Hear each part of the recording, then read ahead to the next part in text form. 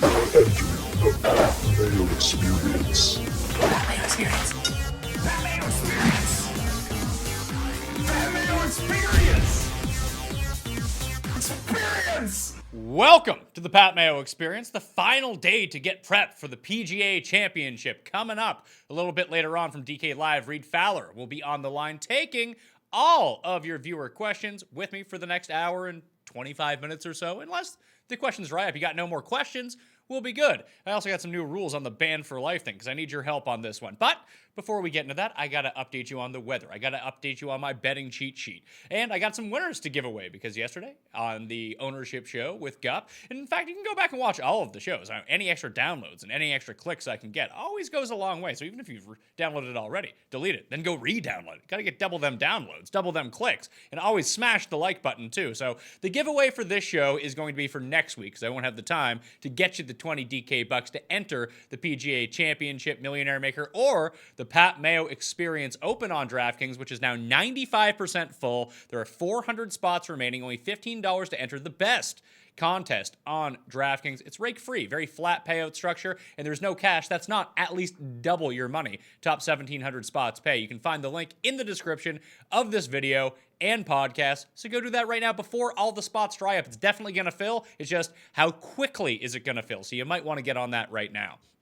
So the winners for the 20 DK bucks, and you've already been credited, so go check your accounts right now. If you are, Crawford Show 43, T-Rex hates push-ups, he certainly would. Jack B1, Davis 410, Evan Johnson 347, Druzilla, Nate Knox, and The Real Football 8. You're all the winners of 20 DK bucks. Use it in the millie. Hope someone wins $1 million bucks. That'd be awesome. Be absolutely fantastic news. So when I look at the weather right now, I just put the link into the viewer live chat, and it's been really changing up really over the past 24 hours. At one point, it looked like the PM-AM wave would have not a significant advantage, but there was a lean towards that. Right now, if anything, it looks like there's going to be a bit of rain on Thursday morning, but wind is pretty consistent, at least right now, throughout the entire Thursday. So the guys that get on the course, even if there's no delay early on, might play in a bit softer conditions. Probably makes the rough a bit worse, but they might actually have receptive greens to work with. So that's something to look at if you're in the first round leader market or even playing showdown in round one. And then on Friday, you got like 10 mile per hour winds around 8 a.m. with 21 mile per hour gusts. It gets really choppy between 11 a.m. and 5 p.m. So that's the end of the first wave, the beginning of the second wave. So there's no real distinct advantage. I'm playing around with a few lineups, and I'll talk to Reid Fowler about this a little bit. I discussed on the show with Gup and Drewby yesterday that it didn't seem like a lot of people were playing the above 10K double pair lineup. So like Brooks, Dustin, Brooks, Rory, Dustin, Rory, Tiger, and one of those guys. So I've been tinkering around with one of those lineups, and I landed on Rory and Dustin. And the more and more I look at it and I look at the ownership projections, it just doesn't seem like a lot of people are going to be playing Tiger. So I might change those Rory shares into Tiger if I can, based on the amount of salary that I have remaining. I think it's possible in some places. Just something I want to look at. I also tweeted out some links to, or just some graphics from fantasynational.com. That is adjusted total driving. So 60% driving distance, 40% driving accuracy. If that's something you want to look at, as Eric Patterson pointed out, Ross Fisher is on that list. He's way down in the rankings. He's second this year in strokes gained approach on the European Tour and did come fifth here at Bethpage Black in 2009 when it was the U.S. Open. So he could be a potential sleeper. I don't have him in any of my lineups right now, but I might go look to readjust because I probably have too much Luke List and they're right around the same price. So I can just move some shares. It's probably better for my heart if that's going to be the case. My betting cheat sheet for the week. Let's do this. Outright winners. I got Xander and Fleetwood, 28, 33-1.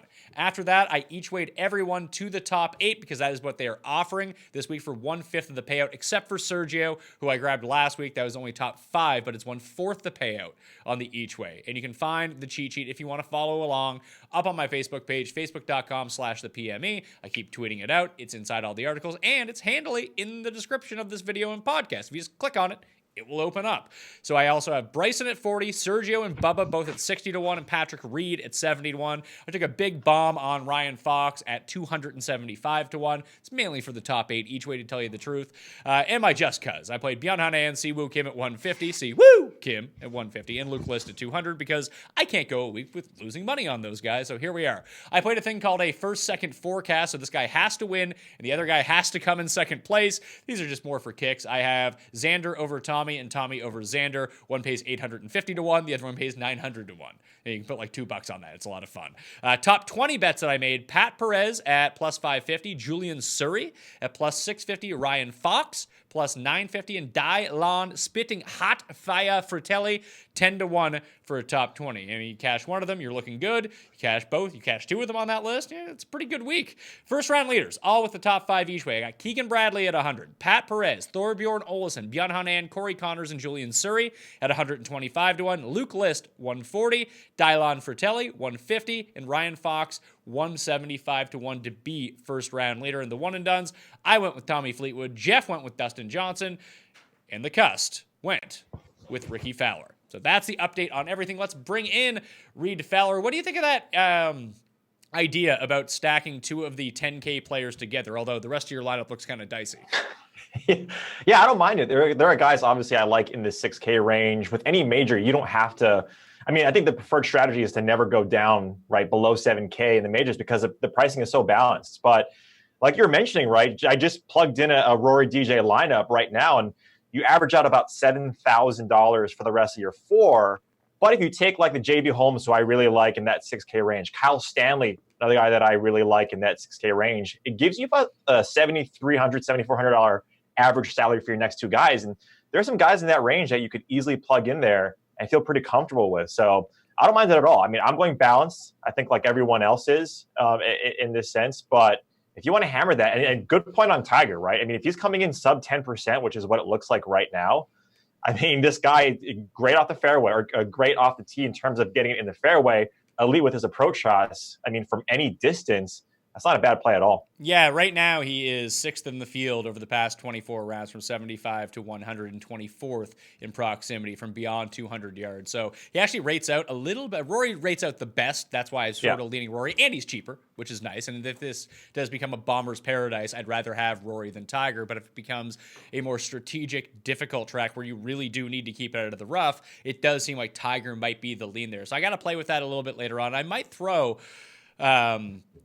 Ross Fisher into my player pool. If I just look at the guys that I've taken, I added Corey Connors, and I actually had JB Holmes and Kyle Stanley in for a while. I removed them from my player pool the more it went on. I decided to go with Corey Connors because of the total driving that he brings to the table, and I really like the way that he played at the Masters. He seems like we've seen like Woodland and Kokrak and Ryan Palmer as guys who've played well at Bethpage before. He reminds me of some of those guys. Like, he's not great around the greens, and that can come back to screw him. He's not really a great putter, but I think he does enough in the ball striking department that he can get it done here. He has just enough length and just enough accuracy that he rates out like right around top 10 in those total driving stats. So Corey Connors is someone that I went with. The other guys below 6,000 that are in my player pool: Luke List, Corey Connors, Ryan Fox, Julian Surrey, and Dylan Fratelli. And I have them all at around like 15 to 20%. In full disclosure, I played 15 lineups in the Millionaire Maker, and I have at least 2 shares of every single player. The last late ad that I did was Paul Casey. If you go to Fantasy National and their Twitter account or their Instagram account, Amanda Rose is out there right now. She talked to Paul Casey. He seemed loosey-goosey.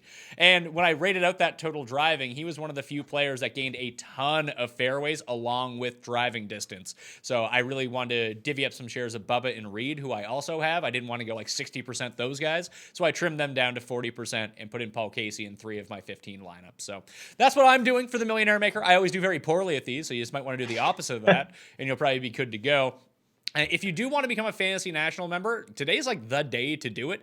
If you get a monthly right now, it brings you through the U.S. Open. So you get 2 majors, you get the Memorial, you get the Canadian Open, and you get some other tournament that's in there too. I forget what's next week.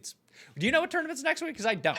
I was just looking. Colonial. It's Colonial. Colonial. Yeah. I was like, I have no idea what the next tournament is next week. We're totally focused the last couple of weeks on the PGA. So I was just gonna say I had no idea. So those are the guys that, like I said, I'm rolling with here. If you got ownership questions, fire away. I guess become a member of Fantasy National. I did say that. But if you want to get into a draw for 20 DK bucks for next week, 2 ways to do it. Smash the like button for the episode, not in the live chat, in the actual comment section. Tell me who you think is going to be the player with the highest odds who is going to miss the cut at the PGA Championship. Leave your DraftKings handle. You're in the draw. And always the iTunes review.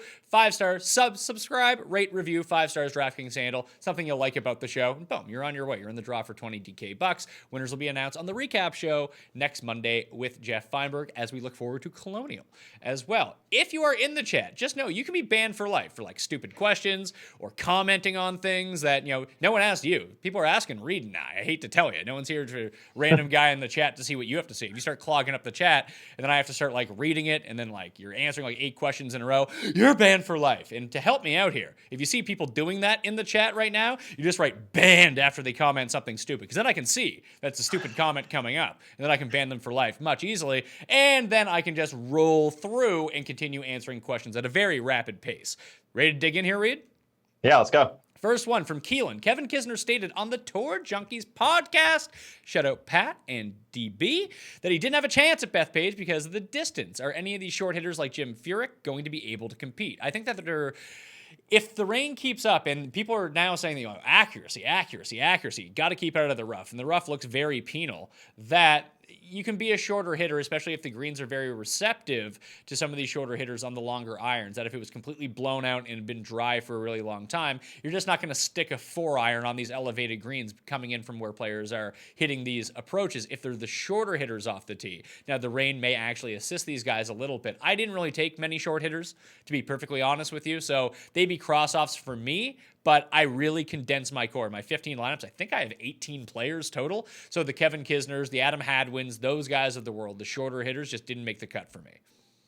Yeah, I agree with that. I mean, if you look, it's like what Brooks said, right, in his interview, I forget who it was with, where he said, just cut out 80 guys because they don't have a chance to win. I mean, I'm sure that's a handful of the PGA professionals, but to a lot of his credit and what we always talk about, he's true. I mean, if there are shorter hitters that I do like or that I'm looking at, if you just have a general consensus, it's guys who do really well at these hard courses. The Webb Simpsons, the Zach Johnsons, I think are the two that I have that I've kept in my player pool, that if you just look at Webb Simpson in terms of his putting, his 5 to 10 feet putting, right, his proximity, he doesn't hit it far, but he gains a ton of strokes getting it in the fairway. And so if you're going to lean somewhere, take these guys who do well at these hard courses. And Webb is right by Kisner in terms of pricing, and I really like him more than Kisner. So that'd be the only thing I would add to that. Yeah, the one thing with Webb Simpson too, there's an awful lot of bunkers. I think it was Fantasy Golf Man. It could have been Josh Cole, because I heard someone talking about it, and I want to give credit where credit's due, but I don't know where the credit actually comes from. That guys just hit more bunkers in general at Bethpage than your average tour event. So maybe bunker play. I mean, it'd be preferable if you didn't hit it into the bunker, but there's so many greenside bunkers on these elevated greens, you're gonna have to get it up and down. A case for Webb Simpson, who I'm not using, would be that he is one of the premier bunker players on tour as well.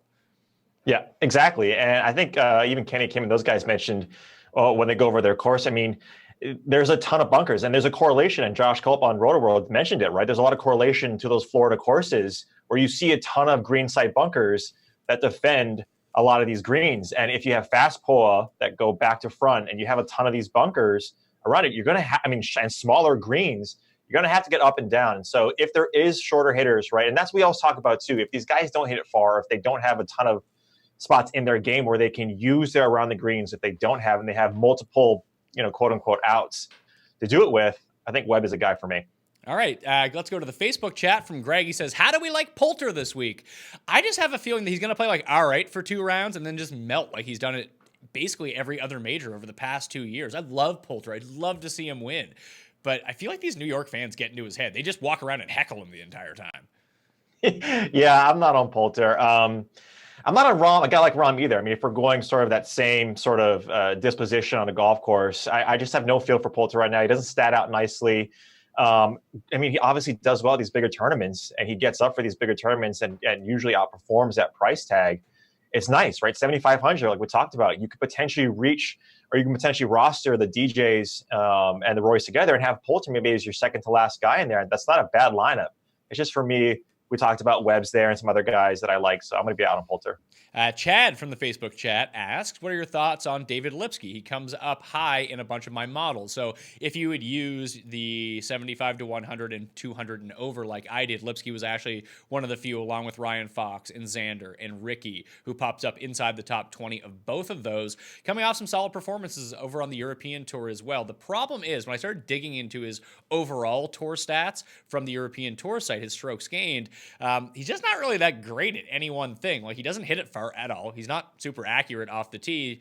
And I didn't want to start scattershotting all my guys down in the $6,000 level. I wanted to focus on like 5 of them to fill out the back end of my rosters and hope to get like 3 of 5 through the cut. And once I start adding guys to that player pool, like the only one that I'm considering, like I mentioned, is Ross Fisher, who's like a disaster around the greens. Let's not play games here. But I don't mind Lipsky. He was one of my final cuts, but in full honesty, I just didn't end up going with him at the end. Did you have any faith in David Lipsky?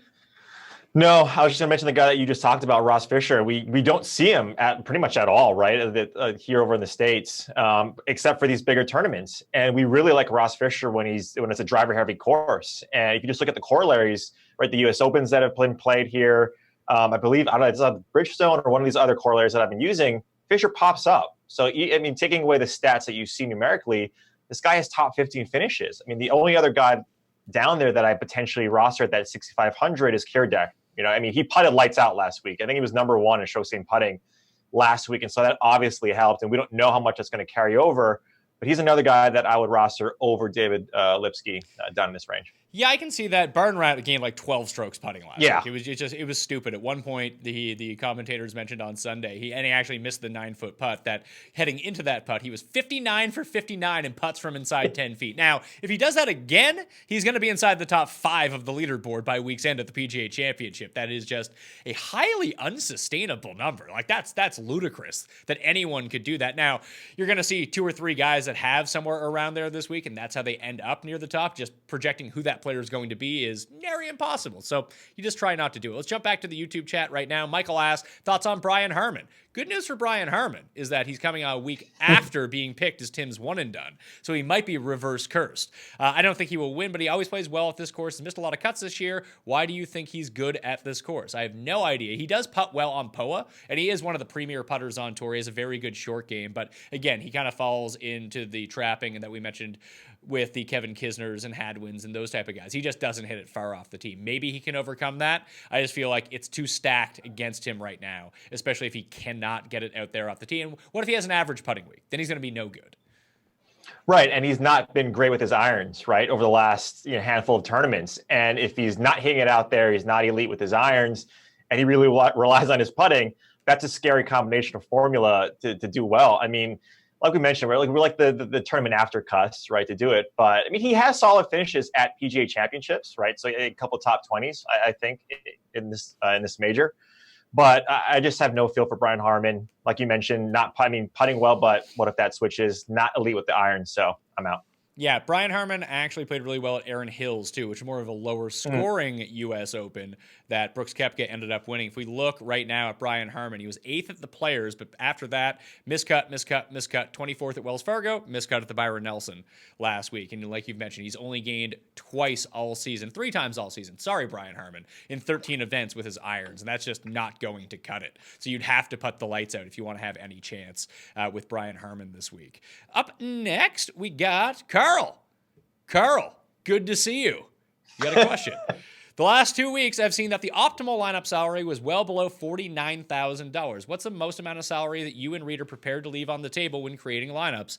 I just put in a cap on my lineups that in every lineup that I have, I'm going to leave at least $200 on the table. That gets me away.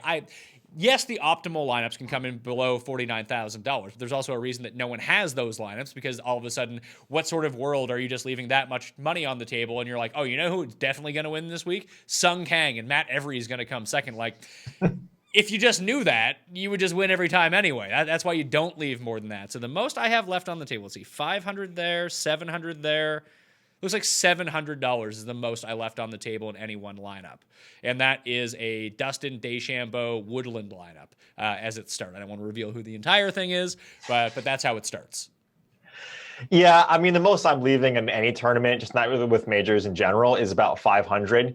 You can definitely be contrarian. You can definitely use that as a contrarian play. But I go to what off you were saying, right? Is why are you doing it? I mean, in majors it's easier because the pricing is so much more balanced. But why are you doing it? And if you can get a good lineup, look, if you can do a lineup if you roster 3 or 4 of these 8K or 3 in the 9K and you want to leave some off, that's perfectly fine because you can do it. You can start your lineups with Justin Rose and potentially leave off $300 or $400. I think I have one lineup that does that. But the most I'm leaving off is about 500. John from the Facebook chat asked, any update on CH3's injury? I got no update on him. I got no update on Leishman. I got no update on Ben Ann. I got no update on Gary Woodland. I just assumed these guys were like, hey, we're not playing well, screw it. I mean, Leishman's back injury would concern me a bit more, especially because Gut mentioned this too, that like it's a bit cold out and he has a bad back. I got a bad back, and it's no fun when it's super cold out. You got to really, really warm up before you get out on the course. So, I don't have an update, so sorry about that. Abraham Answer from Brian has been good form recently. That is not true. Good play at 6.6K. I don't see it. He is good off the tee, which really does help, but I've already mentioned the guys in that range that I like a little bit better. Do you like the Mexican Allen Iverson, the Answer? No, JB Holmes. I'm going to be way overweight on JB, which is like 10%. He's right there in price tag, so give me JB over Answer. Let's see. This guy says, you guys are full of crap. That is untrue. I took a big shit right before I came in. So I should be completely out of crap by this point. Strategy for the millionaire maker, studs and duds or balance? It does appear like most people are either going to play one of two ways. The complete balance, where you start in the $9,000 range and don't dip below like the Gary Woodland and Sergio Garcia and just fill out your lineup that way. Or you take one of the big guys. It's looking like Dustin or Brooks are going to be the two most popular at the top. Take a 9K guy, take an 8K guy, and really dip into that. Like Piercy is shaping up to be a very highly owned player at $6,500, so that might be the bottom of a lot of people's roster to save some salary, but those are the two ways that people are playing it. That's why I've been fooling around with these +2 plus 10K guys, 2 of those 4 in the same lineup, and whichever ones I choose, I'm going to go all in on those 2. Like Dustin's definitely going to be one. Right now, like I mentioned, it's Rory, but I might switch that to Tiger. We'll see. Any love for Ross Fisher? We've gone through that. What are your thoughts on Lipsky? Already did that. Curious to hear what you think about Jorge Campillo's recent hot streak in Europe. As any translation to Bethpage, John Rahm will be the highest rated player to miss the cut. Oh. I mean, I would be good with that. I love Rahm, but I don't have any of them this week, so I'd be good with John Rahm just sitting out the weekend on this one. Jorge Campillo's tough because he does not hit it very far off the tee at all. He has been playing exceptionally well on the European Tour, but even just looking around right behind him, like he's $6,900, and when we kind of get into it, you can go up. Like Ben Ann's 71. I know I'm a sucker for Ben Ann, but Ben Ann's just a better player. So I just think there are far superior players around him. That the hot streak is great and everything, but I would just veer in a different direction. Yeah, Kevin Na is right down there too. He's another guy that we don't know anything about his past injuries as well. But Kevin Na is down there as well. I know this tournament and this major does cater itself to first-time winners, but it's not like these super long shots that I would bank that on. I like the name value. You want the cut equity with a guy like Kevin Na. Like, you can go out there and miss a cut, but I'd rather have him over Jorge. Guys that are playing over here in the States a little bit more, guys who have history with tough tournaments like WGCs and things of those nature. So no Campillo for me. Yeah, and you can find like Julian Surrey is probably a decent comp because he's been playing really well on the European Tour too. He just hits the ball a lot longer than Jorge Campillo does. And he has more experience in the States as well. So that would be my lean. And he's cheaper, which is really nice. You can fill out better rosters at the top if you dip down below that range. Mark again asks, what do you think of Piercy's salary? $6,500. If DK did the salaries after the Byron Nelson, what do you think it would be? I don't think he would have broke $7,000. I bet he'd be like $6,900, but he now stands out as a tremendous value because it's only $6,500, and he's the only guy right now that I have projected in the $6,000 range that's going to crack double digit in ownership. So Remy asks, what do you think about the Euro players like Juiced, Luton, Eddie Pepperell, and Jorge Campillo? We just did Campillo. Juiced along with Lipsy was one of my last cuts, so I didn't end up using him. Pepperell, not so much for me here. I would actually prefer Matt Wallace just because he hits the ball a lot longer off the tee. Yeah, I was looking a lot at a couple of the Pepperell and these guys, and Poulter, for instance, but specifically Pepperell. And when you look at just where his game is at, I'd rather get him on obviously like a British Open type course where it's a little bit more scrambling, a little bit more of that nature, as opposed to just firing off some of these guys. Julian Surrey, like we mentioned earlier, is a guy that I'd be more inclined to roster.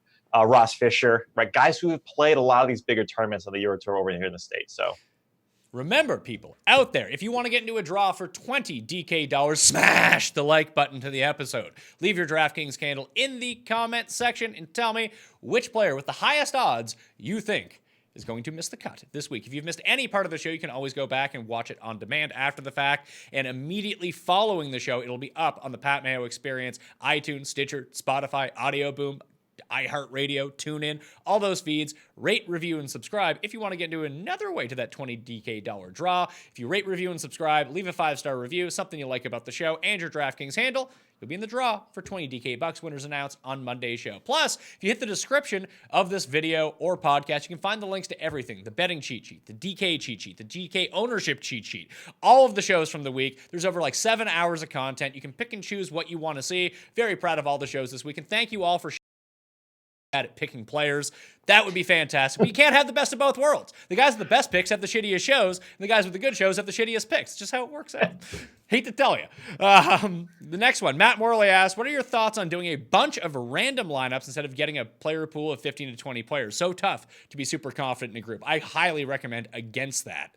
Only because you've raked yourself at that point. You just want to have everyone in the field. So then not only do you need the perfect combination, you need to get super lucky with those are the 6 guys that you pick. And maybe it works out for you. That's fine. But if you do have that concentrated core of the 10 to 20 players, for example, and have different permutations of those lineups, at least if your core hits, it gives you different outs at the bottom. So if you have the same group of let's say 4 to 6 guys in your lineup. And for me this week, it's Tommy, Xander, Bryson, Ricky. I like Reid. I like Bubba. I like Sergio. So there's 7 guys. They're on a ton of my lineups. And they're all kind of mixed and matched together, sometimes playing 4 or 5 of them all at the same time. The last guy on the roster is someone different. And I'm just going all in on those guys. And I'm prepared to lose. Every cent that I put into the Millionaire Maker, I'm prepared to lose. But if those guys play well, I want to make sure that I get paid. And I don't need Julian Surrey fucking it up at the bottom if I can have 1 share of Julian Surrey and 1 share of Dylan Fratelli and 1 share of Ross Fisher and 1 share of Luke List to round out all of these rosters. If I know that I hit my core, I want to make sure that I cash big that week. That would be my stance on it.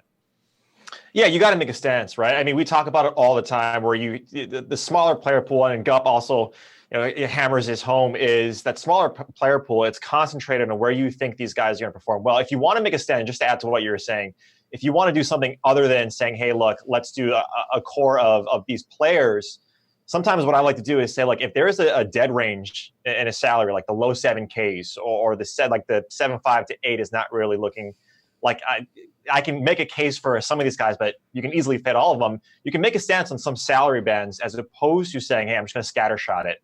I never like that idea. Like you mentioned, you're just eating the rake yourself, and you have to be perfectly right to do it. And so, my player pool is about 15 to 20 players always when I do these, when I do about 20 lineups. And so I'd rather do that as opposed to a scattershot like you're mentioning. Anyone know if the greens have sub-air system to help them dry more on the weekend? I have no idea, to tell you the truth. Follow Amanda Golf 59 on Twitter. Tweet at her. She's with Fantasy National. She's at the course right now, interviewing players, grounds crew. So she would probably actually have insight to that. I'm curious to know that as well. It's a good question. Thanks, Callum. Zach says, what's your take on Max Homa this weekend? I legit have no take on Max Homa this weekend. Pass. Yeah, no, I mean, it was nice right when he hit Quail, but he can get it out there. But I pass as well. You like Thomas Peters at all? That's from Pete. I don't. Yeah, no Thomas Peters for me either. Sorry. Yeah, and it's listen. You can always, before we get into this too much, we're going to start. If it's guys that we really have no interest in, we're just going to say kind of pass. You can have interest in them. We're not saying don't play these guys, but I've really narrowed down my core. Like I said, the guys that I like, you can make a case for almost any player in this field. You look at the stats on anyone or the current form of anyone. You can make cases for and against anyone. If Peters is a guy, listen, he has the proper length. He hits the ball out of the rough really well, but if he gets in the rough, he might go full gas can. It's the same thing with Rahm, and he might start getting heckled and break his clubs over his knee. That's the Thomas Peters experience that you can put yourself through. So it's just, I don't have the heart for it anymore, at least. I'm getting old. My ticker's not doing so well. Back to the chat. Go big on Wilmot says, I did a mixed condition model on Fantasy National, as everyone out there should, and Luke List ended up at 107. Did I do something wrong? Go big. It sounds like you're doing something right. I'm not going to lie to you. It sounds like you actually included putting in yours, and that probably goes a long way. Billy B. Patrick Reed stats do not line up well here, but he's played well here in the past. Thoughts on him as a play? I bet him. He's in my player pool. He plays really well at courses that are long and play difficult relative to par. He's just very good at scrambling. He's very good from 100 yards and in, so he can get himself up and down for par if he needs to, if he has a few wayward drives. I worry that he sprays it a bit too much, but I will go with his course history here and performance on tough tracks for Patrick Reed for me. Yeah, I'm going to be out on Reed. All of those, what you're saying can be true. If you look at the mixed condition model, for me specifically, what I'm putting into it, he rates out about 15 to 20 in that ranking, so it's not bad at all. But what worries me a little bit, like you're mentioning too, if he sprays it a little off the tee, if he's going to down club off the tee for any reason, right? If he pulls it through, which I don't think a lot of guys are going to do, the long proximity scares me a little bit with Patrick Reed. There's guys in that price range, especially where he's priced as well, right? In that low, like $8,400. I love Cantley. I love KC. Hideki I'm a little worried about as well, so I'm not too sure on Hideki yet, but I just love those guys a little bit more over Reed. Obviously, Reed's going to be less owned than those two. So if you want to pivot up to Reed, definitely you can do that, but I'm going to be out of Reed. Next question from Chris. Rory was super popular at the Masters. Now he's $1,000 cheaper and no one wants to play him. People feel burned about him at the Masters because statistically he's off the charts. That's where I kind of fall right now. I'm trying to figure out that if Rory is one of these guys that no one's really talking about, but when it comes time to enter lineups, you just end up putting him in. Look at these fucking stats, man. First in tee to green, first in ball striking, first off the tee, first in birdie or better, second in par 4 scoring, fifth in approach. Even his putting isn't like a complete disaster like it normally is. Like in my actual power ranking model, he's number 1 for me as well. He's third in driving distance. He hits a ton of fairways. Like he's a great play. The only thing that he doesn't rate out well for me that I was really digging into is he's kind of crappy from 100 yards and in. Like those short wedges, he just tends to overpower them. And Rory has blow up holes, and that might take him out of contention. If you're going to take someone at the very top, you need them to come inside the top 5. And Rory, to me, and I mentioned this to Jeff on Monday's betting show, that Rory strikes me as someone who's going to go out and shoot like 76 in one of the first 2 rounds, but then shoot like 70 the rest of the days, and all of a sudden he's T9 by the end of the weekend. That just seems like Rory's game plan right now, and that was his sort of MO at all of these majors for so long. But I think statistically, if you're looking at it, Rory does rate out the best. So I got to figure it out between him and Tiger, and that might come out to an ownership play right now. And right as I'm seeing, I got Rory at 15% and Tiger at 9% ownership. Yeah, and that's the thing, right? I was just about to mention is that if it's an ownership play, man, Tiger over Rory. I don't think we'd ever be sitting here and saying that right now at this tournament, at this time in the season, that you would potentially do that through ownership. And if you just dive a little bit deeper into the stats, if you just look away from all those ones, getting him on POA over the last 50 or so rounds, he does not rate out well putting on POA. So if there's a case against Rory, right, it's that, like you mentioned, that he doesn't get out of the gate too hot. He's a birdie. In these majors or in these type of tracks, you like him on a birdie fest type of course, like Augusta, when he can just rattle off those birdies and use his irons to his advantage. But I really like Rory this week. If it comes down to ownership and we see DJ at like 20% ownership, then I'm fully going Rory. I just love where his game's at. If people don't think he's going to win this tournament, he's just one of the best right now. He's hitting his irons. He's hitting his driver so well. That is the club that you need this week. So I really like Rory this week. Dustin says, I'm betting Laborit's top 20. Yeah, it's a bad bet, man. He said, I know I'm crazy. Yeah, it's a terrible bet. Do you prefer Fleetwood or Day? I prefer big bullet tooth Tommy over Jason Day. Jason Day is someone that rates out really well for me, and I just can't pull the trigger on him. Yeah, one and done, I went Fleetwood. So full disclosure, one and done, I went Fleetwood. Me too. But I like Day a lot this week. If we get this difficult course, if we get it like at a 5-6 under, maybe less as a winning score, man, around the greens he's so well. Putting, obviously, he rates out so well. In these other corollary courses too, even if we look back at the Barclays in 2016 where he came top 5, and this guy, I think he hit like 35% fairways, and then obviously with his around the green putting and approach, did really well. He has so many parts of his game that can save him if the driver is going bad. So I really like Jason Day. So if I had to choose between the two, it'd be Jason Day. But you picked Tommy Fleetwood as your one. But I picked Tommy Fleetwood one and done, yeah. Tommy Fleetwood will be a more popular one and done pick, by the way. He will. I know. You got time, I just love Jason Day. You got time to switch it. Yeah, you're CrossFit Jason Day. If Jason Day decided to like diet and work out, he'd look like you. Thank you. Yeah, of course. You're a handsome fellow, Reid. Andy says, to miss the cut, Kokrak. I mean, that's a bold stance, taking the highest odds guy to miss the cut at 100-1. Way to be out on a ledge. Tony, what are your thoughts on Kuchar? Seems like a guaranteed top 20 in 2 starts at this course at the Barclays. He's never finished better than 38th, so guaranteed top 20? I don't think so. I think he's overpriced here. So I'm not going to be playing him. Tony Finau or Tommy Fleetwood for you? I still like Tommy Fleetwood. Yeah, Fleetwood there. I'm usually a Finau guy, but man, I have a feel for him in this tournament. I just think you need him on a birdie fest type major. So I'm going to be Fleetwood. Tim Anderson says, I think that's a different Tim Anderson. It's not Tim Andercust. It's Tim Anderson. Oh. I have Cantlay in too many lineups. Who is best to replace him? Cantlay projects to be one of the highest owned players in the field. So having too much Cantlay, if you like him, is probably not a bad thing. To be overweight, for me, I mean, I didn't use any, so I have Reid, Casey, and Bubba in that area. Those are the guys that I used. I would probably have the most confidence in Bubba, to tell you the truth. Yeah, I mean, Phil Mickelson in New York, right? Pass. Don't you think Pass. Big pass on that one. Yeah, so I was going to say, I mean, if you want to go the narrative route with Phil Mickelson, he's in New York. They love him there. He does well on some of these corollaries.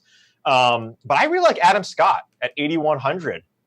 He's on FanShare. If you look over there, he's been trending down throughout the week. But at 8,100 as a pivot play, I like him. Look, he came top 3 at the PGA last year, and which when you look at some of the corollaries at Bridgestone, at the U.S. Opens, he does well. And if we think that around the green game is going to be something that we need, I think you look at him and he has the ability to get up and down here. So I really like, if you're going to pivot off of Cantlay, Cantlay's my favorite play, so I'm advising don't. But if you're going to, Adam Scott at 8,100 isn't a bad play. Yeah, I got Patrick Cantlay projected at 17%, Adam Scott at 15% right now. So a lot of people feeling the vibes on handsome Adam Scott. Handsome Reid Fowler and handsome Adam Scott. They go hand in hand. Next question says, Pat, huge fan of the show. I'm a huge fan of you. If I was to play 10 lineups, would it make sense to have 2 cores? One could be where accuracy off the tee and iron play matter, and the other could be distance off the tee. I actually kind of like that idea. Separate your cores into correlated stats. So if one thing happens, your core hits, or if another thing happens, or your core hits, or nothing happens that you think is going to happen, you get lucky, hey, you're looking good too. But concentrating the core, no matter how you do it, even if it is 2 separate cores, I don't mind that strategy whatsoever. Yeah, Raza, he does that, right? So if you want to get someone who's much smarter than me in that category, reach out to him on Twitter. But yeah, I really like it. I like to mix and match just because that's my preference, but you can totally do that. John asks, what are your thoughts on Thomas Pieters? We both passed on Thomas Pieters. We talked about that a bit ago. Patton Kizzire, top 20 bet. That's a hard pass for me. Yeah. Oh, no way. I don't like it. Thoughts on a Louis for a Sergio pivot? I kind of like it. I'm not going to lie to you. Yeah, so I keep staring at it. I got Sergio at 15%, Louis at 6% ownership. There's a chance that I think I have 40% Sergio right now. I might trim that down to, and that's like 6 lineups for me. So I trimmed Sergio down to 4 lineups, boost Louis up to 2, and get him in my player pool. I can see myself doing that. I'll be almost double the field on Louis and still be overweight on Sergio. I can see myself doing that. I just don't know if I have the guts. Yeah. So this is the part, like, Ulrich loves playing Usays, and I just love playing guys that Ulrich, or playing against guys that Ulrich plays. But this tournament where we're at now, I really like Louis at his price tag, especially if we can get him at 5% ownership at $7,800. I really like that. Where we like him too, he's not a long hitter, and if we get him around the green where we've seen him, have some success, I would like that as well. Like mixed condition model. If you look at these long courses, over 7,400 yards, right? We have difficult scoring. I mean, this guy has runner-ups in all the majors that we see. So he's a big game type player. I really like him this week at $7,800, wherever he's at that like 5% ownership. So I really like it. Frank asks, hit Pat and Reid, pick 2 of these guys for cash game consideration. Stenson, Garcia, Bubba, Casey, and Scott. Honestly, I just go Sergio and Casey. Those guys are like pure cash game guys. Yeah, absolutely. Okay. Yeah. Billy says, using lineup generator for the first time in 20 max. How many players do you use in the same lineup? I was using 3 max. I have mine set as 4 max. That way I can really condense my core if I want to. But if you want to only have 3 guys paired up at the same time, that's just a way that you can choose to do it. Is Piercy bad chalk? Thanks for all the great fits. I'm hoping so, because I'm fading him solely based on ownership. I usually like him at these longer-ish, long irons, harder type courses, but he has such a bad putter, and we've seen that pop up that if 12% of the field is going to own Scott Piercy, listen, if Scott Piercy's the one who beats me, Scott Piercy's the one who beats me, but I don't think that he's significantly better than the guys that he's around, so it's a fade for me. Yeah, I think I mentioned it last week that Scott Piercy was a bad fade last week, obviously, but man, what was the stat? Like, he didn't get a single bogey in that entire round or that entire tournament. Which is obviously a great feat, but I think he's going to get that driving distance. Obviously, doesn't hit it a ton, and his long proximity is not that good either. So I'm going to be on Scott Piercy as well. Brian asked about the weather issues, PM to AM. I went over this at the very beginning of the show. It's the first thing that I talked about. So if you want to rewind, you get all my weather thoughts in there. Talk me off a ledge with Keegan. Proximity stats are crazy. Number 1 overall, 36 rounds at 200 plus yards. It's always the case with Keegan. Here's the case against Keegan. He sucks around the greens and he can't putt. That's a problem. That kept me off of him. I did bet him his first round leader though at 100-1 because I see the same thing that you're seeing. I just don't have the faith for him to do it all 4 rounds. Maybe he can get a really hot round, and that would be good to go. So that's where I'm at with Keegan right now. The other question in the chat says, what is Rafa Cabrera-Bello's ownership? I currently have him at 6%, if you cared about that. Phil, how do you go about picking your targets for first round leader? Do you mainly target bombers that make a lot of birdies? Birdies help. I think that weather conditions can play a lot into it too. Are players getting a soft course? Who are they paired with? All just different things I look at, but usually birdie or better, opportunities gained are 2 things that I look at right here. And I always target guys that are 100-1 and above. That's the strategy that I take for first round leaders. You don't need to replicate it. Other guys like playing 40-1 guys or 20-1 guys. But then you can't take as many shots. I just think that there's a lot of variance in one round of golf, and that anyone in the field outside of like the PGA pros could theoretically be the first round leader. So if you have talented guys who have chances to make potential eagles or really decrease the length of some of these daunting par 4s, I think those are the guys that you want to go with, and just hope everything goes right for them that day. Like Julian Sari is not good around the greens, but if he has an immaculate ball striking performance in round 1 and he has like an average to above average putter, that bad short game is never going to come into play because he's hitting greens in regulation. That might not replicate itself through round 2. It may never come to fruition in round 1, but that's the hope, that you grab these guys at like 150-1 and everything goes right for them on that one day because they have the skills to do it. It's not consistent over 4 rounds. That would be my approach. Are you playing any first round leaders? Yeah, I think Joel Dahman should always be a first round leader bet. That's probably true. Yeah, he's at 90-1. But just going off what you're saying, right? Look at these guys who do come up, and these majors are always tough to kind of pinpoint, right? Because you see these guys, and everything you're saying is correct, right? You look at the conditions, you look at sort of the course. When it's a major, I like to do a little bit of deeper dive and not just go like, hey, like what's the weather like? What's the tee stacks? Who are they playing with? I like to do a little bit more in terms of what type of course these guys are playing, along with what you were saying. And you just got to auto bet Joel Dahman as first round leader. So that's the only thing I want to add to that. Mike Frank says, what's your take on Finau this week? I went a fade on Finau. There's the 4 other guys right in his area. He actually rated out 5th for me, so I took the 4 guys ahead of him, and that's where I had the cutoff. So no Hideki, no Finau for me. Are you taking Tony Finau? No, I usually do, but I'm not. I just think you need to get him on a birdie course, so no.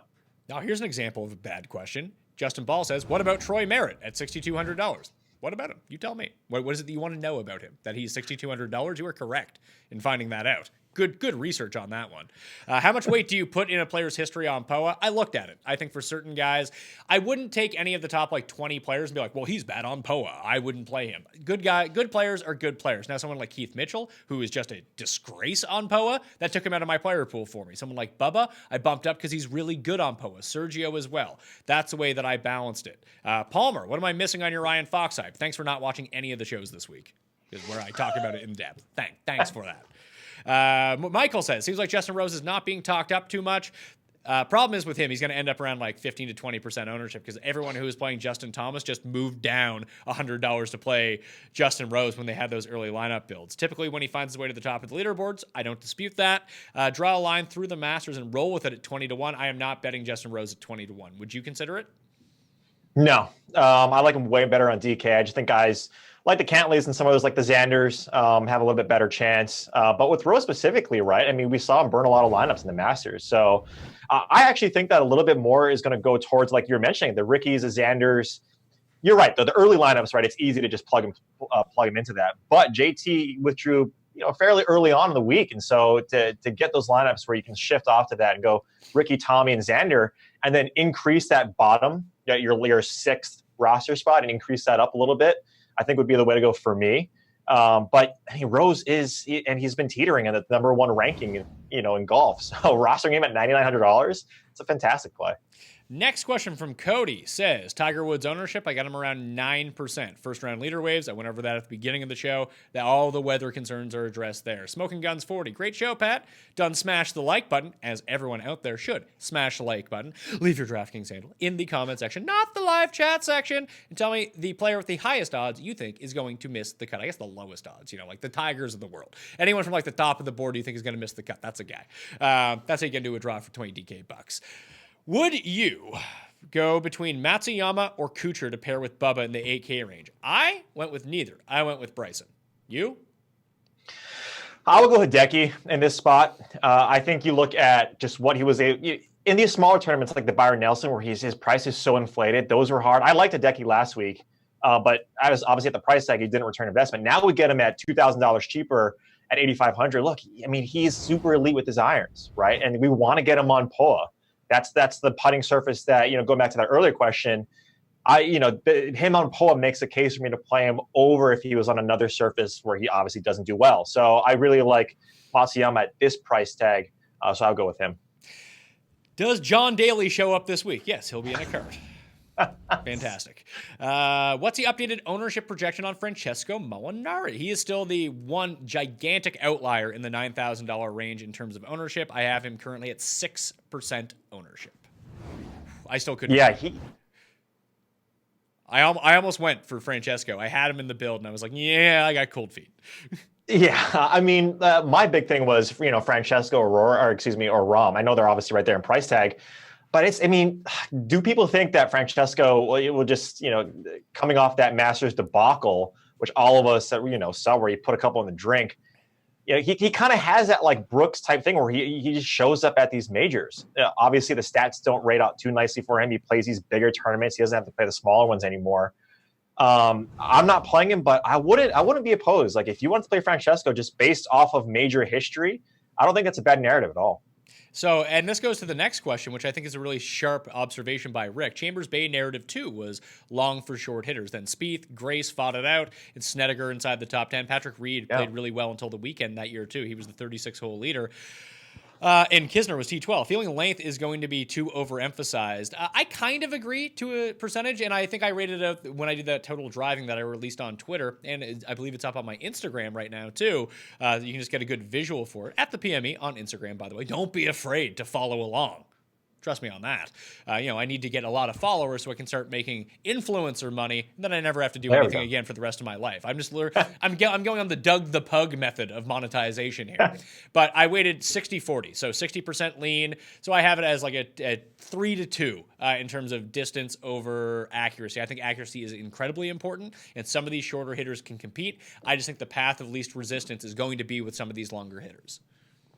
Yeah, definitely. And if you just, kind of going off of Francesco, just going off of that, what we just talked about, look, like you can find the stats where some of these guys in these longer tracks do well. Like you mentioned with Webb Simpson, right? These bigger tournaments, we see these guys doing well, difficult relative to par scoring. Francesco over like the last 36 rounds in terms of tee to green on these difficult, to score courses and rounds, these long courses, he ranks out second, right, over the last 36 to 50 rounds for me. So like you want to start to look at some of these a little bit closer, right? Because if we can get Francesco again at 8%, 10%, that's going to be a nice pivot play off a lot of these guys, like even the Roses that a lot of these guys are going to play. Yeah, I understand the pivot narrative to it. I just couldn't pull the trigger on it. Kyle asked, would you go DeChambeau or go Sergio and spend the leftover money elsewhere? I guess it depends on who you spend on, but just go Sergio. I mean, Bryson comes in at the lower ownership for sure, and I like both of them. I bet them both to win. But Sergio, I think, is probably the safer play. Yeah, I agree there. I mean, if you think you're going long form and a guy who can potentially win, I mean, DeChambeau obviously can rattle off wins, but I'd rather go Sergio as well. Next one, Jonathan. Any update on Julian Siri ownership? Is it worth a fade based on ownership for that? I am at 4.5%. So realistically, like if I look at the $6,000 range right now, and I'm looking at who's going to be highly owned, it's Scott Piercy, JB Holmes, That's basically it. Thomas Peters at $7,000, Vegas at 7,100. Like, those are the only guys realistically that you'd want to fade because of ownership. And Piercy's the only one that I'm not playing Vegas, and I'm not playing Piercy. Those are 2 ownership fades for me. Everyone else is at, just a random level. They could be plus 2 or more percent either way. Like, so he could end up at 6 or he could end up at 3 kind of thing. So I wouldn't be too worried about his ownership. If you like him, I say go for him.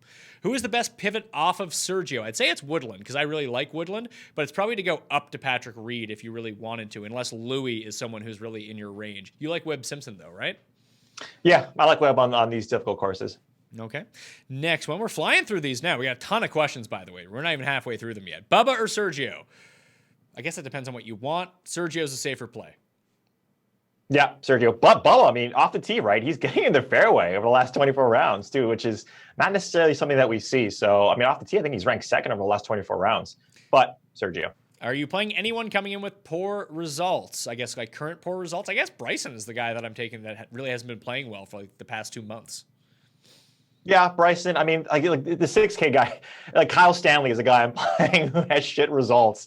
JB, I mean, after the win, I mean, he's got to win at Riviera. That's awesome. But, you can find a lot of these guys down in the 6K range that have shitty results. So Stanley for me. Scott asked about Webb Simpson. We've touched on Webb Simpson already. Strictly Euro players with the best chance to win. I hope it's Ryan Fox. I'm not going to lie to you.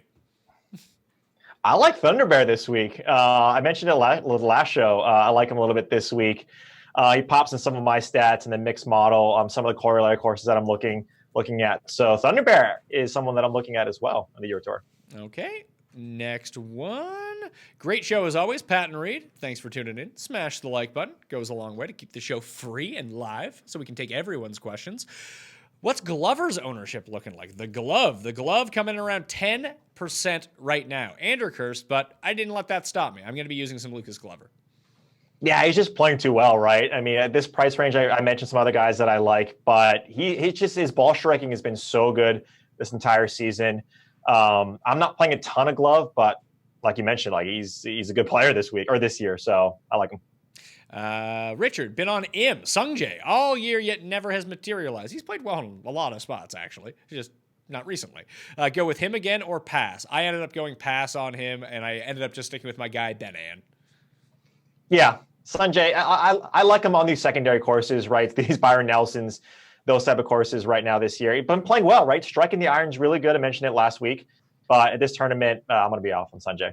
Greg says, what is Casey's ownership looking like? I got him around 14%. David, thank you, Pat and Reid, for all you do. I smashed the like button. I appreciate that a lot. Who is the chalk that you can't fade, and who is the sneaky dart you cannot ignore? I like Ryan Fox as my sleeper, and I just can't get away from Sergio. I can't do it. Yeah, for me, it's Kyle Stanley as the pivot down there, which is, I mean, it's 66, not really a huge pivot, or 68. But Patrick Cantlay is the chalk that I can't fade. I just really like where his game's at. Kind of in that Xander category, right? Tommy Fleetwood, where these guys are on this second level that you always mentioned too. Like, look, Cantlay this entire season has been playing really well, solid finishes. What scares you a little bit, a lot of bunkers. Cantlay does scare you with that. But strokes gained around the green, if you just look at the rolling report on Fantasy National, the guy's been doing a lot better. So you see that he's working on his game. I think he's got the mentality to win at a major. So Cantlay is a chalk that I can't fade. Steve says, thoughts on Gary Woodland? I like his past performance at Bethpage. I think he's an excellent ball striker. If he can continue that going, the ball striking that is, then he won't have to rely too much on his really awful around the green work. And we know how he is as a putter. But tee to green, he's one of the better players in this field. I like his price point. He's only going to be like 12% owned. I like Gary Woodland a lot. Yeah, he's really good. I mean, God, it's just, you just never know what putter you'll get, right? I mean, we've seen him like a Tournament of Champions. He played really well. Obviously not the same type of course, but you have the best in the world where he performed really well. You had Xander, obviously your guy, come in and just shoot lights out at 62 on Sunday, but he was putting well there. For me at this price tag, I'm going to be moving a lot of shares of my Gary Woodland to Louis Oosthuizen, which is probably going to bite me in the ass. But hope so. Fine play. I really hope that does, because I got a ton of Gary Woodland. Yeah, it's a fine play, but I like Louis. Okay. Have you guys heard anything about The Rough? I have heard about The Rough. I hear it's grass. That is long sometimes. Other times it is short. Curious as how much I should look into driving accuracy. I feel like we've touched on this again. Go to the Fantasy National Twitter page, and even mine from yesterday. Paul Casey's talking about the rough. Dennis Paulson is on there talking about the rough. They're live at the course, so you get some visuals about it too, and you can make up your own mind on that. It's going to be impossible for me to tell you how it's actually going to play. Even if the grass is long, maybe people bomb it out there and gouge it long enough that it's not that big of a deal. Who knows? Scott versus Matsuyama. I went with neither, but between the two, I would take Adam Scott. Yep, same here. Okay.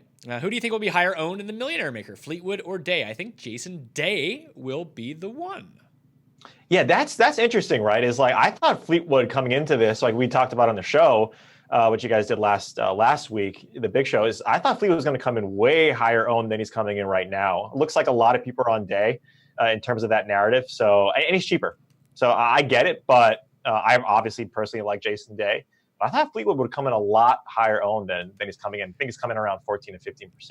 Oh, listen, and that could most definitely be the case as well. Because like Tommy Fleetwood, Rafa Cabrera Bello, Mark Leishman's another one, although coming off of the back injury, who knows? Tiger, Rory tends to be one of these guys too that people just don't talk them up because they play them every single week. Finau and Kuchar are other ones, Cantlay, that they just end up with like 4 to 5% higher ownership than you actually project. And that's just the way that it goes. It's really tough getting a grasp on Millionaire Maker ownership because there's so many unknowns and so many new players entering the field or guys that only play the Masters. Does that affect how, they only played the Millionaire Maker, so they played 6 weeks ago at the Masters? Does that influence them whatsoever based on their picks that week? It's tough to figure out. Ownership is not a science by any means. You can just kind of get a range and go for that. Are you using any Sung Kang or Scott Piercy due to recent form? No. Scott says, wondering ownership on Stenson. Is he a good pivot off of Sergio? And this is where the ownership game comes in. I have Sergio at 15% right now. I have Stenson at 13% right now. I feel like the gap will be larger between the two, maybe like 17 and 10, but it could flip the other way as well because a lot of people seem to be talking themselves off of Sergio now. Yeah, I mean, I like Sergio this week, obviously. Stenson is interesting. Stenson, obviously, I mean, he has to use his driver. I mean, he doesn't have to do anything. But I think if you want to win, if you want to do well here, you're going to have to hit it out there. His proximity, obviously, the long distance is going to be, top of the line. I think he's 26 or right outside the top 25 over the last 24 rounds in the long proximity. But I don't get a feel for Stenson. Obviously, we see him a little. He's been playing better as of late. His approach game is so good. I'd rather play guys in that price range over Henrik. Captain Ron, are there any players in this field that usually mirror each other's performance when playing in the same tournament? That sounds like a good research project for you to go look at. Gavin says, any love for Haotong? Always love Haotong. He didn't quite make the cut for me, but I am not opposed to playing Haotong here. I just think he's an excellent player. Yeah, and when you just look deeper into his stats, he plays really well at these hard tournaments, the WGCs, the majors. He plays really well, so I like Haotong this week. Vince, hate to ask him about him again. Oh, God, I know where this is going. But he played well after the first round last week and was a poor man's DJ game. That is heavy praise. He is like, I don't know, the deceased DJ, if we want to go that far. Can Kevin Tway make some noise? I guess on paper, he has the skill set to do it. Hard pass for me. Yeah, no, it's just poor man's. That's. I mean, Max Homa maybe is a poor man's DJ, but no, like I just don't get it. Par 4 scoring at that long distance, you'll see long par 4s. He stats out decently there, right? Because he can hit it a ton, but no for me. How do you feel about CT Pan? I feel nothing about CT Pan. Pass. Yeah, pass on Pan. Sorry. Okay. Thoughts on Ross Fisher? We covered Ross Fisher in length near the beginning of the show. Billy Ho has been a cut maker this year. How does he look for a top 20? The guy is only doing it through putting, and I just can't bank on that. I actually like Billy Ho a little bit more. I was just doing a little bit of some corollaries in top 15s, some of these harder tournaments. Just over the last 2 years, the U.S. Opens, the Barclays, and Billy Ho rates out pretty nicely. He's got a couple of top 15s in these tougher courses, but you're right. I mean, he has to do it with his putter. I think I like him more on these type of courses than the easier ones. He just comes to perform in these tougher majors, in these WGCs. So I like Billy Ho. Not going to be extremely overweight on him, but I like him this week. Stanley or Perez? This sounds like a head-to-head for us because I really like Pat Perez. Yeah, I'm going Stanley here. Is this our bet? Let's do it. All right, Perez versus Stanley. The last 2 times that we've done this, the winner has been one of those 2 people, and neither of us bet on him. Yeah, but I mean, imagine if Stanley or Perez wins the PGA. I mean, hey, listen, I would be very happy if Pat Perez. I got some top 20 action on him. I got him in a ton of lineups. I would feel pretty good about it. Yeah, it's nice. I mean, you get great odds with both of those guys. But I do, again, in that same thing that I'm looking at, Stanley rates out really nicely in these top 15 finishes in these tough courses. Now, he just sucks everywhere else. But when you get him on these tough courses, these majors, he plays well. So, yeah, give me Stanley. Venice says, thoughts on Koepka and Molinari playing with Tiger? They are playing with Tiger. Those are my thoughts. Fantasy National has Rahm as a pretty popular play. What's your ownership projection for him? I have him around 15%. Yeah, 15%, 20%. I mean, 20% would be a little high, but there's so many players in that 9K range that's not going to get too out of hand. Max says, can I have any faith in Hideki on the greens considering they are POA? Well, I mean, a lot of faith is just believing in things that don't exist. So sure, go for it. Yes, really get down into the definition. I like that. More faith on POA than anywhere else, but temper your faith in Hideki when it comes to putting just in general. Is he better on POA than anywhere else? Is that like a thing? I think so, yeah. Or maybe just better on the West Coast. Maybe he just likes that part of just swing. like bent in POA, he's around the same. It's Bermuda where he really, really struggles at. So maybe like if he could just be even this week, that would be fine in terms of like putting. Tom says, thoughts on Shane Lowry? No real thoughts on Shane Lowry. Yeah, nothing on Lowry for me either. Pass. I've almost finished my betting card for the week. Final decision is Rahm or Ricky. Interested to know both your thoughts. Well, I have neither, so I wouldn't take either. You? No, I have neither as well. Okay. Vegas or Peters? Neither, but Peters between the two. I would go Vegas over those two. All right. Have you looked at Jazzman from the Asian Tour? I did. I mean, he plays on the Asian Tour. I'm not taking him. No, don't play him. I know Ricky Fowler always comes in highly owned, but I haven't heard much buzz about him. He was, out of the 6 people who made picks on my DraftKings Millionaire Maker show as their pick to win, Ricky was 2 of them. So people do think that he's going to do well, and I've actually talked about how I like him this week. Comes in, he's been sandwiched between Rahm, Fleetwood, and Xander, who will come in at the highest owned. The thing is, you can play all these guys together, and that's what's keeping all their ownerships up. And so many people are playing balanced lineups. I got Rahm at 15, Fowler at 17, Fleetwood at 14, Xander at 13, Day at 16. Like, that's just the range that everyone's taking. If you want to fade all of those guys, that maybe not be the craziest thing in the world. Yeah, I mean, just kind of the eye test, really. I mean, obviously, this major is the one that a lot of these first timers can win, right? We've seen 7 on the last 10, I believe, first timers win the PGA, and it looks like, with all of that being said, it looks like Ricky is really coming into form to win this major. I think he's better at Augusta in terms of his first major, which is weird to say over this one. But like you mentioned earlier, there's so many guys in that price range that you can easily play. I don't think he's going to be high owned. If you want to bet him outright, that's fine. I like him at Augusta for over the 4 majors, over the PGA as his first tourney. So I want to be out on Ricky. Dave says, pick any 5 golfers from round 1 only. Love the show. Sorry, Dave, you can pick your own fucking 5 golfers. Patrick Harrington is playing well. That is not a question. Good God. Banned for life. I gotta get to. I gotta start banning people here. It's like some of these are just terrible questions. All right, I'm going back to the other chat. It's just that one chat is just like it's a bit much. Scott Piercy, Julian Surrey, what do you think? We've been over this. I like Surrey. I don't like Piercy. Afternoon tee times in Thursday seem to be more advantageous. I thought so too, and then I updated what the wind and the weather was, and that just doesn't seem to be the case. It seems to be pretty flat throughout the entire day. Weather talk at the beginning of this show. Game theory question. How do you decide what is good chalk versus bad chalk and price putting splits? I always look into the variance of the player, how good I think that player is, and the price point. Generally speaking, bad chalk is high-owned guys that are less than $7,500. Right, exactly. And I think going off of the putting stat too, we always talk about it. Putting is such a variant thing. I like to look a little bit more, especially in these tournaments, like the putting ranges, so 5 to 10 feet, 10 to 15. I just kind of like to get a general idea of how the guys are doing in that range. But even then, right, that's a little tough to really get as a statistic like strokes gained off the tee, right, and some of these other ones. So just going off of what you were saying, putting wise, I like to look at more specific and more granular as opposed to just an overarching, just in general strokes gained putting. The next question is, who are the best putters on POA? If we look back at the past 50 rounds, that's not a great sample because some people don't have that many rounds. Let's sort by last 24 rounds on POA, strokes gained putting. We got Jason Day, Cam Smith, Dustin Johnson, Brian Harmon, Daniel Berger. How's your burger? Adam Scott, Michael Kim, Phil Mickelson, Rafa Cabrera-Bello, Kevin Na, Webb Simpson, Charles Howell III, Kevin Kisner, Henrik Stenson, and Bubba Watson. Those are your top 15 putters over the past 24 rounds on Poe. If you're a member at Fantasy National, you can sort by any range and any grass type that you want. So I suggest becoming a member right now. A monthly membership carries you through the U.S. Open. So get 2 majors for the price is 1 and everything sandwiched in between. Very fair rates on the monthly membership as well. I'm going top heavy. Who would be the 1 or 2 players from below $7,000 to finish a lineup? I've kind of went over my guys from down in that range. In full, it's Luke List, Corey Connors, Ryan Fox, Julian Surrey, Dylan Fratelli, and I'm considering Ross Fisher at this point. Haven't made a decision yet. Reed, who are the guys? You like JB Holmes, Kyle Stanley, and who else? I'm a Kiradech. Oh, you're playing Kiradech? Why? Oh no, I like him a little bit more. I mean, if you're talking about, JB Holmes, Kyle Stanley, and Ross Fisher are the 3 most heavily owned guys that I have in that price range.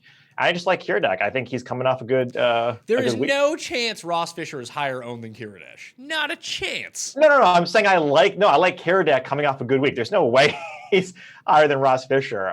There's no chance because Kiradech could easily miss the cut here just because we see him not play well. I think that just in this coming into this week off of last week, I do like him. But the 3 that I like more than him is Stanley, Holmes, and Fisher. So here's some Kiradech info for you. Missed the cut at the Players' Championship by losing 8.3 strokes tee to green. He was a negative in every category. He was okay through 2 rounds of the Masters, then absolutely pissed it all away over the weekend, finishing a tie for 49th. He was 5th last week at the Byron Nelson. How did he do that? Well, not by tee to green. He actually lost 4 strokes tee to green. Negative off the tee, negative around the greens, negative on approach, 14 strokes putting. That might be the highest number ever in a PGA event.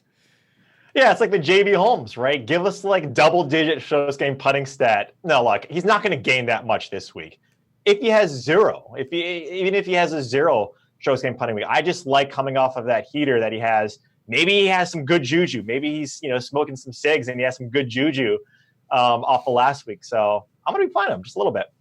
10 to 20 to 25 minutes left, so we're going to continue to power through these questions. Away, Jersey 24 asks, Ryan Moore, anyone? Didn't quite make my short list. I'm not using my player pool, but he was on that second tier. I always mention I do a first tier of players, and then I cut that down to a second tier, then I have my final tier. Ryan Moore made it through the first cut. He made the initial list, then he made the first cut, did not make the final cut. I do not hate him, though. I actually kind of like Ryan Moore a little bit. Yeah, plays well on these tougher courses. So not too bad. Obviously great with the long irons. And so if you want to play him, like him, I'm not playing him personally, but I don't mind it. How do you account for books that don't offer each way bets? I don't. I don't need to. That's on you. You can figure that out. Let's say we're all wrong and the winning score is -13. Course play is easier than expected and weather not a factor. Who would move up in your lineups that otherwise wouldn't? I just think bombers that don't really have a lot of accuracy that you can go with. Just guys that make a lot of birdies. So if we sort by birdie or better, do I have birdie or better on here? No, I didn't factor that in. If I just look up birdie or better, let me do that for a second. Is there anyone just off the top of your head that would move up? Like, yeah, Rory, I would actually have more confidence in, to tell you the truth. Yeah, Rory, more confidence. Tony Finau, right? That's why I'm fading him. Is because you like him on these birdie or better type tracks, and so that would be the one guy that glaring. That would move up completely, right? I go from not rostering him to probably around 15% Tony Finau. So that'd be the one guy that I would move up. Someone like Aaron Wise would probably move up my list. He just makes a ton of birdies. Who else? I'd probably actually play Adam Scott at that point. I just don't trust his putter here. Ryan Palmer is someone who I can see potentially moving up. He trades a lot of birdies for bogeys, but if there's not a lot of birdies to be had, which I don't think that there are going to be, then it's all about scrambling and putting, and he just can't do either of those things. So those are the types of players that I would bump up my list. Sugar Shane Lowry, sneaky DK, first round leader. We already talked about him. Adam Scott. Don't sleep on Adam Scott. We already went on Adam Scott. Thoughts on Peters, Damon, and Griot if you go with 2 plus 10K guys to start your lineups? I'm on neither of those guys. I would prefer Griot the best of those 3, though. Yeah, Damon, first round leader for me. But yeah, Griot stats out really nicely on this course. He plays these longer courses really well, too. He's great with his long distance irons. So Griot as well. Seems like Casey has been trending up all week. Ownership. Yeah, I got him around 14% now. I'm curious to see if there's holdover from the Masters when a lot of people played and used Paul Casey that won't do it this time around. But I like what I saw at Quail Hollow, so I'm in on Paul Casey. At a very minimal amount. Yeah, and he's not a guy that like you think would hit it far, but he gets it out there, right? And he's a guy who always he hits fairways at a fairly good clip. that's what you need here. So he's trending up for a reason. Maybe he gets the Amanda Rose bump after that interview. But yeah, good price tag. He's always around this $8,000 range in these majors. And clearly he's won and he's a great player. So I can see why he's trending up. Thoughts on Justin Harding as a, quote, safe pick to make the cut? Certainly not a safe pick. No Justin Harding. When deciding on who not to play at the top, is it more of a lack of fit for your model, ownership, gut feel? I think it's a mix of all those things. I mean, especially at the top, they're all so close and they're all so talented that it ends up being a gut play. But like right now, I'm wavering between the skill set of Tiger and the skill set of Rory and the ownership that I have projected for both of them, because I just want another player at the top just for some of that win equity, and I didn't want to play 75% Dustin Johnson. So I bumped him down to 40, and I had a few other shares to go along with him and pair him in the same lineup. So that's what it comes down to for me. I think Brooks is just going to be too popular. I'm going to be out on him. I'll make a stand that way. But I really do think it comes down to gut feel and who you really want to go with. Yeah, and you could easily make a case, right, from Jason Day all the way to the top on one of these guys being your anchor, just because they obviously play extremely well. That's why they're price tag, or that's why they're priced up here. You're right, though. Even like the Francesco Molinaris or the Justin Roses who aren't coming in, it goes both ways, right? You would fade the guys that, like for me, John Rahm is a fade, not because he's not a great player and he turns out a million top fives and he's one of the elite players and can easily take this tournament down. It's just on a personal preference. Give me a guy like Jason Day over him. Give me a guy like Tommy Fleetwood a little bit and like one and done as opposed to a John Rahm. So you got to make stands somewhere. I think this major specifically is more wide open than the other ones. I wouldn't be doing that at Augusta, for instance, fading John Rahm. But for me here at this tournament, you got to make some stances. And I like to be a little bit more varied at the top here, just because this is a wide open major. You can catch the entire show on demand on the video. You can even rewind if you want to, as it is live. I don't know why you would do that, but after the fact, you can check out everything. Smash the like button right now, people. Goes a long way to help allowing us to keep this show free and with the chat. And if you want to get into a draw for $20 DK, smash that like button. Leave your DraftKings handle in the comment section and tell me which player with the highest odds, lowest odds, whatever, the 8 to 1s, the 20 to 1 type guys. Oh, geez, we're having problems from behind the camera. Paul, are you okay? He dropped his phone. That's never good. And tell me which one of those guys you think is going to make the cut. Then you're in a draw for 20 DK bucks. Boban asks, any love for Lee Westwood? No. Nick, Paul Casey, Tyler Trout asks, should I be concerned about Jason Day's back? I feel like you should always be concerned about Jason Day's back, but is that going to stop you from playing him? Probably not. Yeah, the dizzies. The guy's got vertigo. So you also got to be worried about that. No, don't be worried about it. Any love for Podrick? No. Beer Garden and Dahmen. Thoughts? I'm not playing either of them. No, but if I had to choose, give me Dahmen. Yeah. If you put together a Stars and Scrubs lineup and you only had $6,200 for your last spot, who would be the guy to go with? Merritt or Harrington or someone else entirely? I would not take anyone from $6,200 and below, so I wouldn't even play that lineup. Find yourself $100 to save somewhere else and go up one and take Dylan Fratelli. Yeah, or $200 up and go take Ross Fisher. Usti ownership around 6%. I can see Jordan missing the cut. No shit, man. What's his highest finish? Like 20 something this year? What's that? Like his Jordan, talking about obviously Jordan Spieth. What's his highest finish this year? I think he's in like got a 21st and maybe at Augusta or somewhere. I mean, around that time frame. But no, don't take Jordan. Brandon asked, JT Poston was just added to the field. Is he someone that can be rostered as the last man in? How high off the tee is he? I don't know if he's going to end up being available for the DraftKings game. That's out of the pay grade for both Reed and I, and that's up to the decision makers of the guys that actually run the tournaments. But even if he's in, I'd pass on JT Poston. He's okay off the tee, not great. He's a bit shorter than people think. Justin Harding thoughts. We just went through that. Pass. Campillo. Well, we already went through that. That's fun for there. Oh no. There we are. Do you see ownership in the 76 to 78 being split evenly? It seems like only Louis and Leash are low-owned. Kokrak, Webb, Poulter, Woodland are the same, and Sergio and Stenson you can throw into there too. Yeah, I think I would almost agree entirely with that statement. It should be pretty flat, but when we look at the 9K range, when the ownership is finally released after lineups lock in the 7K range, there's going to be one guy that we project around flat ownership that'll be lowly owned and one guy that'll be highly owned. I can't tell you who that's going to be because I really don't know. I would if I knew, but I don't know. Yeah, it's extremely hard if you look at just that entire price range. You have a lot of guys there as well. The RCBs are low. If you want like the Hattons and those guys, they're obviously low in the 7K range, but you have guys like Poulter and some of these other guys that we mentioned that are easily rosterable. So I think it's going to be spread. And you always get that spread ownership in majors because the pricing is so relaxed. So yeah, it's going to be hard to project. We talked about the pivots. We talked about what we think is going to be the high-owned guys. So just rewind this and go with that. All right, we got 5 minutes left to go. I saw some. I mean, it was going to be 10, but someone disliked the video, so I've shortened it to 5. So we need the likes. If we can, we have 131 likes. If we can get to 175 likes, we'll go the extra 10 minutes. But we got to start rapid firing. All right? Yep, let's do this. Juan says, any love for Pat Perez? Yes. No. Thoughts on Haotong? Like Haotong, not using him. Like him. Cantlay or Day this week? I would use Day. Ooh, Cantlay. Thoughts on Eddie Pepperell? I am not using Eddie Pepperell. No Pepperell. What's the lowest player you'd roster? For me, it's Dylan Fratelli at $6,300. Fisher at 65. This guy, man, a lot of questions about Jorge Campillo. Watch him end up being like 7% owned. I'm passing on Campillo. No Campillo. Seems like most guys under 7K are getting talked up. Wallace, Piercy, and Knox. Thoughts on guys that are very familiar with this course, who have performed well at this course in the past? Westwood, I'm not playing any of those guys. No, neither am I. Thoughts on projected ownership on the winner, Francesco Molinari. He is the low of the 9K. He's around 6%. Yeah, I got him. Yeah, just made it a little bit higher. When looking to driving accuracy off the tee, do you guys weigh fairways gained or good drives gained more? Fairways gained, because that is driving accuracy. Good drives gained actually has nothing to do with accuracy. You can hit the rough and then hit a green in regulation. That's considered a good drive. Phil Mickelson ownership, I got 4%. Why every week is Ian Poulter not talked about? He's 7,600 and a stud. Guy has ice in his veins until the weekend comes and he absolutely melts down. People are going to use Ian Poulter either way. I'm not, but are you? No, it's not Augusta, so no, I don't like him. This guy says, I agree. No one gives a fuck what you agree with. Banned for life. Clogging up the chat. Any interest in Abraham? Answer, no. Nope.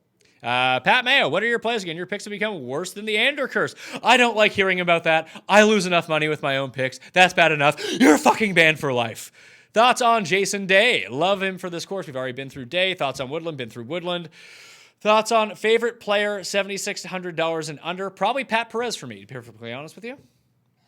Louis is at 7.8, I believe. If I have to go, yeah, Kyle Stanley. I mean, if we're going in the low, below 7K range, give me Kyle Stanley. Thoughts that correlate well, of course, that correlate well with Bethpage. I would use Quail Hollow, and I'd probably use Riviera, maybe Torrey Pines, and maybe Valspar is the 4 that I would look at. Yeah, I like Firestone. I think just because it's driver-heavy course, you always see the WGC there, so it's a tough track, tough tournament. So Firestone would be the only one I would add to that. Let's see. Can't decide between two of these three at $88,000 range. Bubba, Scott, and Oosthuizen. I would use, of those two, Bubba and Scott. Yeah, I'll go Scott Oosty. Okay. No Bubba for you? No Bubba for me. Sorry. I've heard ROM ownership numbers all over the place. Do you see him coming in sub 20%? Yes. Oh, yeah. Yeah. I'm not sure if you've used Xander in your one or done, Mayo. Who do we like more, Xander or Tommy? I like Xander. He's my pick to win, but I've used him already, so I cannot do it. Day ownership, I have him around 16%. What about Rom? That's a fucking terrible question. What about him? You tell me. Killing me over here. Killing me! Highest owned guy in the field, I will go with, I'll say Patrick Cantlay. Comes in at like 23%. Yeah, and I think a close second might be DJ. I mean, he's been talked about quite a bit, even though he's up there in price tag. I think he's going to be highly owned. Who are your 5 favorite cheap guys? We've been over this a few times. You can just hit up the cheat sheet, which is in the description of this video and podcast, and you can see all the columns up there. Peters, Lucas B, or Perez at 7K? I like Pat Perez. Out of those 3, yeah. Feelings on Usti, we've been over this. You can just rewind. Who are the 2 or 3 players you think will underperform? Well, I'm hoping it's going to be Brooks Koepka, Jason Day, and Justin Rose. That would be absolutely fantastic for me. Yeah, I mean, no one likes to say we hope Tiger underperforms, but I'm not going to have any Tiger. So if my DraftKings lineups, no Tiger. Yeah, Francesco as well. And then, honestly, I hate saying this, but Finau. I hope Finau doesn't make the cut because I'm not playing him. Yeah, me too. I hope, actually, I mean, bad for you, but good for me. I hope Cantlay misses the cut as well. Damon or Pat Perez? Pat Perez. Damon. Thoughts on CH3? He's a fade for me. Fade as well. Will the JT withdrawal simply cause players to drop down to Rose? Is this inflation cause for alarm? Listen, if you like Rose and you think he's going to win, use Justin Rose. But yes, I do think that it will impact his ownership by bumping up 5 or 6 points. I probably think he comes in at like 16, 70% owned now. Yeah, I think that goes a little bit more towards the low 9K guys if you hadn't already made your lineups. But yeah, that's the easiest switch, right? I know usually you like him as a first round leader play, but nobody touting Chuck Hoffman. Crazy to think about rostering him. No, not at all. And he'll come in at like 1%. I wasn't even really thinking about him, to tell you the truth. I actually don't mind that. Yeah, it's not bad. I mean, like I said, it's not earlier in the season. It's not Augusta.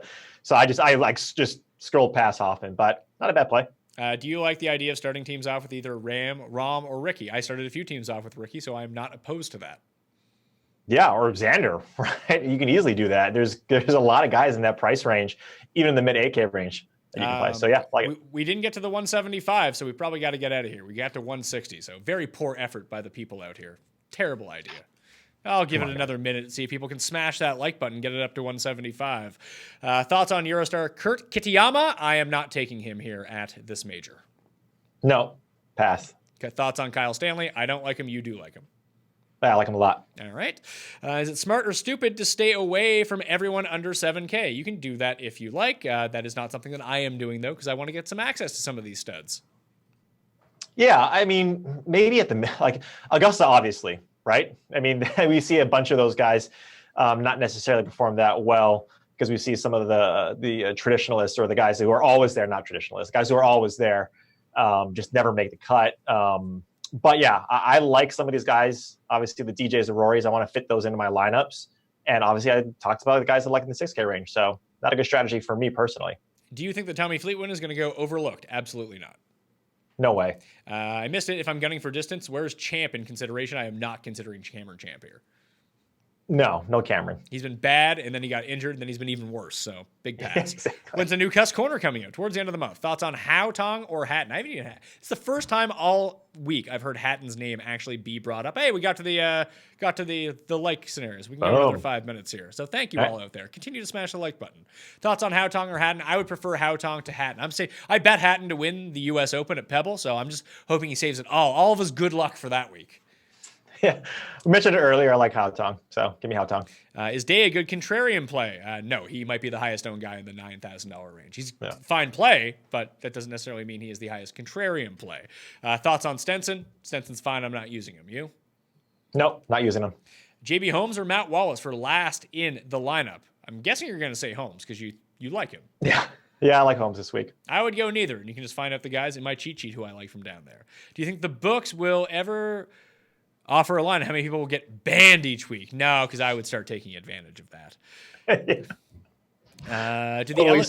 Did the elevated greens fit well specifically with any golfers or work against? I think it works better for the longer, higher ball flight hitters and works against the shorter, longer iron players because you don't get as much elevation on those shots. But if it's more damp out, then it might not make a difference. Yeah, and you're not going to get a ton of rollout, right? If you have the Zach Johnsons, you're not going to get the roll up to those greens as much as you would at, like, say, a links course or a course that doesn't have these elevated greens. So, who are your guys' deepest sleepers? Probably Fox for me, to tell you the truth. Yeah, Stanley. I mean, we talked about him quite a bit. He's not getting highly owned, so Stanley or Fisher. But we talked about them quite a bit, so I don't know if they're extreme sleepers. Day or Brooks? I would go with Jason Day. Yeah, same here. Adam Scott or Sergio? Sergio. Ooh, I'm going to go Scott. Thoughts on Shez and Hadwin, both of being dart throws and top 20 in fairways and prefer POA? I'm out on both. Yeah, out on both. Thoughts on the following Euros? Tom Lewis, Thomas Peters, pass. Yeah, pass. Sung Kang going back-to-back, banned for life. Pass. No way. Kadira, live FRL, no. Thoughts on Cam Smith? Cam Smith is someone who just comes in with no form. I couldn't do it, but he rates out really well for what this course demands, if that's any consideration. His long-term skill set fits this course really well. He's just been so ass that I can't do it. Yeah. Billy Ho, 7,400. If you want to go down, going up, I think the guy mentioned, Webb Simpson, 7,600. Is Snedeker someone you would play? I'm not playing him, but I don't hate him. He made that like second tier of cuts for me. Are you playing Snedeker? Nope, no Sneds. Revi has 100% cut made in PGA Championship. That's fucking fantastic. Perez. I mean, people are filling up the fucking chat with not questions. NYC punter, you may have to be banned for life. You're getting put on timeout because no one fucking cares. It's question time, and we're in the last 2 minutes. No, people have now just taken the chance to not ask questions anymore. That's fine. Stenson ownership. I'll go back to the Facebook chat. Stenson Facebook percentage. We got Facebook percentage. Ownership percentage. 13-14% is what I'm seeing. Poulter, Yeah. Simpson, or Kokrak. Got to pick one. I would go with Kokrak. Simpson for me. Sorry, just joining. Best long shot bet. Hit the cheat sheet in the comment section and just go to my Facebook page. Go to any of the stuff. You can find my betting cheat sheet up there. Phil, a viable option. Not getting much love. I don't think he is. No, I don't like him. Let's see. Rose, Pepperell, or Bubba Reid. I would go with Bubba and Reid. I will go Rose in that. All right. That'll do it on the Pat Mayo Experience. That would make us at around 8 hours of content. So if you have any unanswered questions, I have like a 3,000-word column up. I have cheat sheets for everything. Go to dkplaybook.com. Find all of those now. Follow Reid on Twitter at Reid T. Fowler and check out all of his work up on DK Live. And are you going to be on the Sweat tonight? Yep. So any final, I don't know if we're going to take questions on the Sweat, but we're going to be talking about the PGA, some final locks. Obviously, follow us on the DK Live app. The DK Live app. Actually, yeah, you follow us there. Or on Twitter, DK Live, the Sweat on Twitter, all those good stuff. But yeah, Reid T. Fowler everywhere. Follow me. Sweat starts at 6 p.m. tonight on the DraftKings YouTube and Facebook pages and the DK Live app. Remember to tune in Friday, Cut Sweat Show. Me, Feinberg, and a round of guests will be watching the last 3 hours or so of the PGA Championship. If you're watching too, come hang with us. It's a good time. We'll be having guests on, taking some questions, making some live bets. They're always some of the most fun shows that we do. If you want to get into a draw for 20 DK bucks, smash the like button of the episode, leave your DraftKings handle, and who do you think the best player that is going to miss the cut is going to be? Then rate, review, and subscribe. 5 stars, something nice, and your DraftKings handle on iTunes, and you're in a draw for 20 DK dollars as well. Winners announced on Monday's show. Thank you all for consuming the PGA content this week. Good luck. Someone will win $1 million. I can't even talk anymore, all right? I'll see you next time.